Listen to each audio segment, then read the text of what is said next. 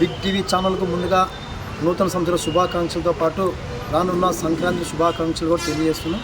ఎందుకంటే ఈ ఛానల్ పెట్టి ఒక సంవత్సర కాలం పూర్తయినప్పటికీ ఈ సందర్భంగా ఈ ప్రభుత్వానికి ప్రజలకు వారధిగా ఉంటూ ప్రజా సమస్యలను ఎత్తి చూపడంలో, ప్రజా సమస్యలను పరిష్కరించడంలో, ప్రజా సమస్యలను ప్రజాప్రతినిధి దృష్టికి తీసుకెళ్లడంలో ఈ ఛానల్ అగ్రభాగంగా ఉన్న సందర్భంగా ఈ ఛానల్ యాజమాన్యానికి, ఈ ఛానల్ యొక్క విలేకరులందరూ కూడా ప్రత్యేకంగా శుభాకాంక్షలు తెలియజేస్తున్నాం.